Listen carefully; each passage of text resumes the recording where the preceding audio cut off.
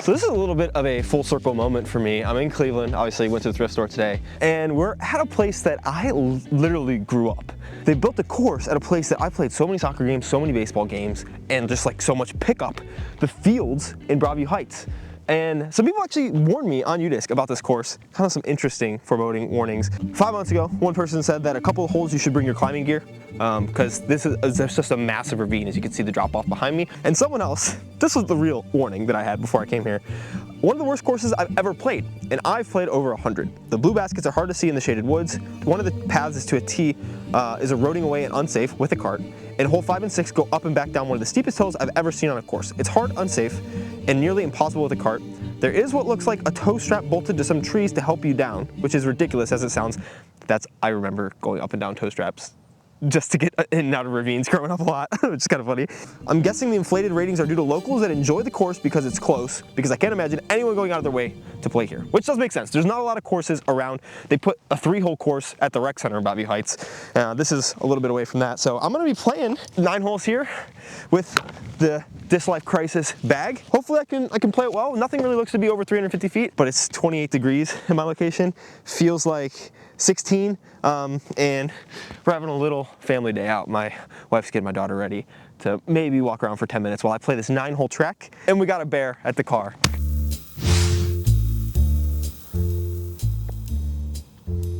Woo! All right, good to go. I'm interested to see if it's as crazy as that people say. Oh, there's a par 4, 350-foot par 4. Yes, there's 2. There's a 310-foot par 4. Let's go. Hey, you got a furnace attached to you though, so that's kind of a win. Bogey, you've never known what it's like to be this cold, huh? Yeah. Oh, you're smiling though? If I can shoot anything under par today, I'm happy. I do have 2 layers underneath this, so it should be all right. It's pretty cool that got the practice basket, next tee signs, whole tee pads. I'm wondering if Northeast Ohio Disc Golf is gonna start taking off here soon. It seems like the Palmer Disc Golf Club, which is the city that I played that first course in, is doing some pretty cool things. I've played so much soccer on this field. It's not even funny. I have so many memories here. 2 off the top, Ace Run City, 190 feet. So we're gonna throw this, oh, my hand is so cold. This A3. Okay, 2 off the top is a good thing. Same thing with the 2. Maybe. Oh, long putt to get us started. This is officially the coldest feels like temperature I've ever played in. When I was playing with Elijah, it was close to the coldest temperature I've ever played in, but not something I'd be doing if I wasn't home and needing to get out of the house and move. That being said, I might do something crazier tomorrow because I don't know how warm it's supposed to be. I'm also not committed to this, but I'm hopeful I can do everyday posting in December. Not officially Vlogmas or anything like that, but I just always like posting every day in December, so. Ooh. Par is fine as we're warming up. Has our little bear never been this cold before? Little bogey bear's a little freezing. We tried. We bundled her up real good. All right, fast holes. Honestly, I'd be crying too. I don't blame her. 235. It looks like a tomb shot. Looks like there's a drop off behind. So we'll just throw the tomb at it.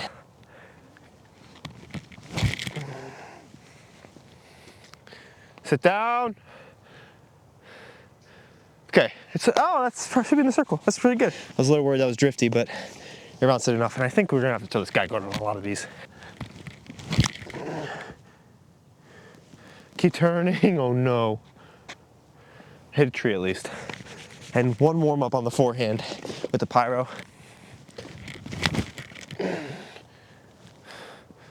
Beautifully drifty. Oh, parked, sweet. Honestly, pretty sick. This next hole, it looks like we're throwing straight down. Oh my, this is so cool. I can't believe they put a disc golf course at this place that I have so much fondness towards.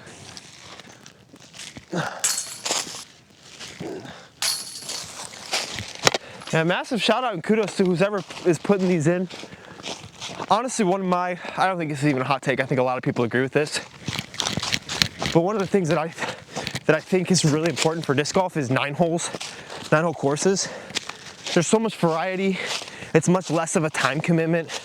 And if you can put together a really good hard 9-hole course, then It's almost sometimes better than a very mediocre 18 hole because you can play the really good 9 hole twice or just play it once and get it done in 30 to 45 minutes. And just there's more places you can stick 9 hole courses. And I think that 9 holes for growing the sport will maybe even be more important than 18 hole championship style courses. So the more of these that can be put in, the better.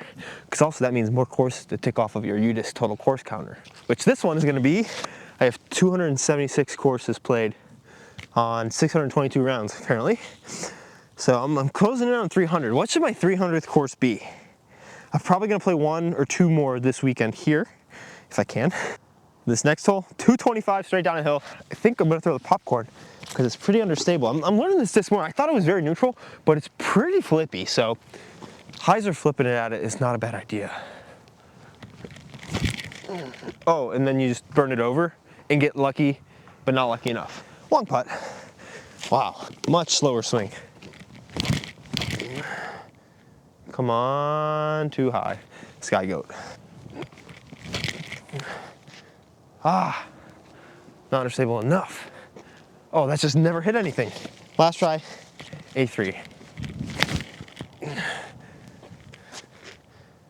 That was so much better than I thought it would be. That disc is gonna be hard to see with these leaves though. Also, might not be throwing this A3 a lot because I walked past it 3 times before seeing it. And it's 8 feet from the basket, maybe, probably less. So that's not the best color for right now. Let's hope I get a little look. A little hyzer look. Bogey potential, but you gotta commit.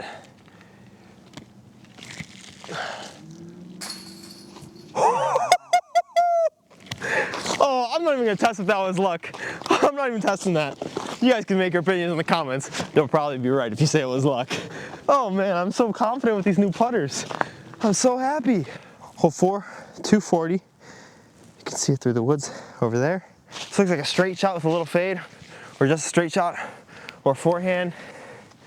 I think I'm gonna throw a pretty smooth pyro is the play. A little flex to the gap. I see some danglers that could knock me into the creek on this right side, so a little flex. Oh, a little too little flex, get lucky. Not quite lucky enough, that's a little far from the basket. A little more flex and this is such a good shot.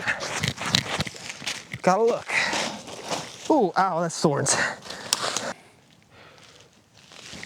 Stay up. Ah.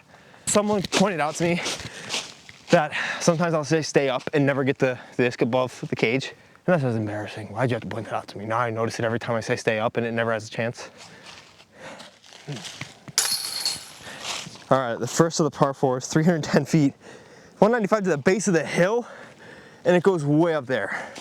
I don't know where the basket is, and I do not see like that little tug rope thingy, the tow rope. Yeah, no idea. So I think I can actually see how this would be considered a par 4 because it's a 2 shot. You play to the base of the hill and you throw up the hill. It looks like it's supposed to be up left. I'm gonna try to throw a big guy up there with this Gannon Cloud Breaker. Through. Maybe it's a look. Who knows? I threw it hard at the top of the hill and I'm up there somewhere. Playing this place in the summer would have to be insane because these lines are already like pretty freaking tight. And we playing this in the summer sometime when all this is grown in and it's not Twizzlers, but it's trees. I don't know. Oh, it's way left actually. That kick was probably pretty good. I thought I was trying to go through this gap and then finish left. It's actually through there. And there's kind of a wide open gap to get there. Wide open is a little generous at 200 feet out.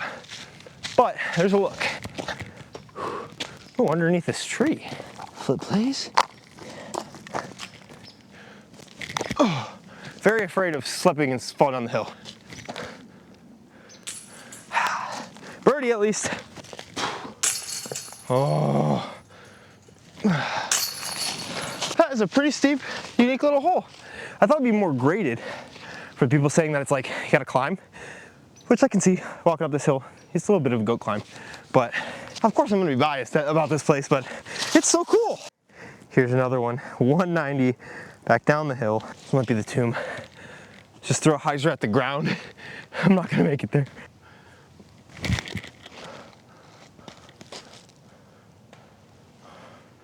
I hit it at the base of the thing and now I got a circle 2 putt. Classic. and this guy goat. Skip somehow. What? Oh my. I don't know what happened on that first putt. I get one that I can blame on the cold every round. You and I both know it's a really bad thing to blame it on, but I'm still doing it. Hole 7 is a 350-foot par 4, which I did see up by the tee pad a little long and right of it, so I think through this gap and then out to the left. Doesn't quite seem as par 4-ish, but probably really not an easy 2.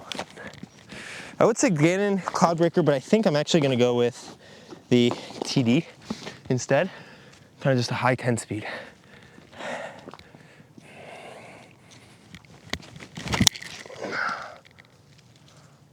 That looks awesome. I think that should be a pretty decent look for it. Okay, maybe this is more of a par 4, because now that we're at the top of this hill, you see it here, it's pretty tucked back in there, like another upshot away. So these par 4s are kind of like legit par 4s. They're definitely on the short side, but they seem to be closer to 2-shot holes than not, which is pretty neat for very short par 4s. Yeah, because I'm not even close to left enough, and I thought I threw a great shot. This might be a hole that can be figured out for eagle, but where the tee pad is and where this is, it would take a really impressive shot to get a look.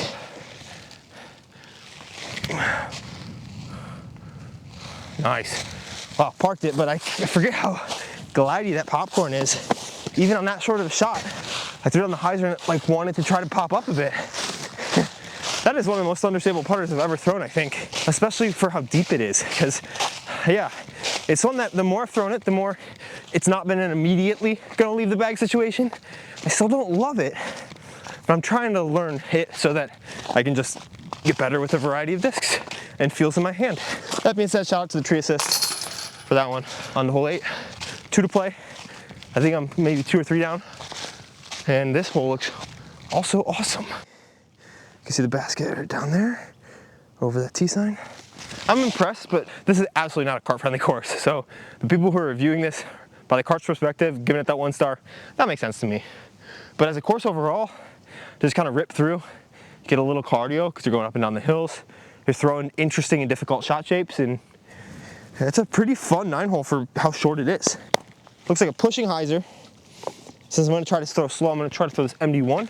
Maybe it should be a tomb, but the mid-range will push a little bit easier. Push right into the tree a little easier. All right, let's see if the tomb would have been the play.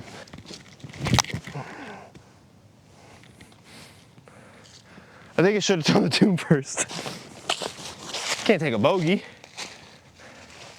A3 forehand. Wow, there's like ice in this. Huh. Dang.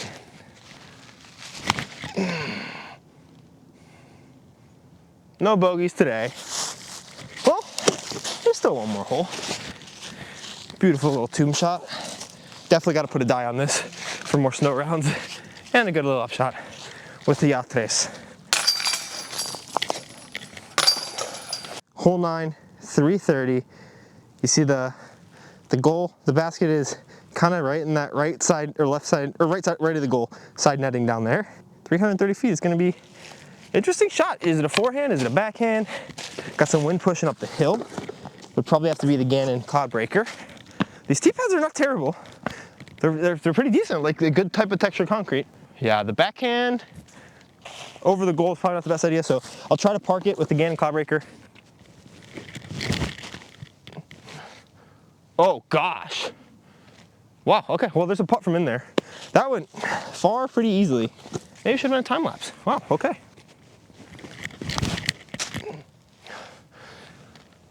I keep forgetting drivers are so much more different at like a sea level compared to how mid-ranges act differently. I've been throwing so slow. Forgot that they're gonna have a lot more glide. All right, torque right in the side netting.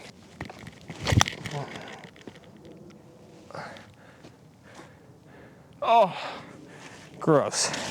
Just outside the circle for the birdie with the Cloudbreaker. Really enjoyed this, but probably a lot of nostalgia creeping into that. I would say, if you're looking for a tight wooded track on like a pretty short course that you can run through pretty fast and you're in the area, this is a cool one to come check out. I don't imagine it ever be crazy busy. A lot of different shot shapes and some interesting holes. Those 2 par 4s up the hill were more much more interesting than I gave him credit for, just looking at the teeth hunt over there. Hopefully I get to film a couple more here in Ohio, maybe one, maybe two, and you'll see those coming up soon. But either way, appreciate you watching.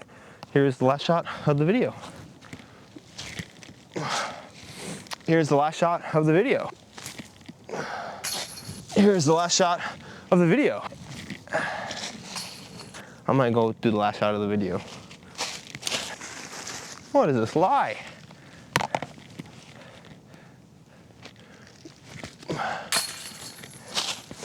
There's the last shot of the video. Enjoy your day. Hopefully you can get out and play. And if you can't, try to move today. Ooh, that rhymed. But movement is medicine, man. It always makes you feel better when you do it. Especially if you're just had 120 pounds of food for American Thanksgiving and you are the most bloated and biggest belly that you've been in a long time. If that's one of you guys, hopefully you move. See you soon. Bye.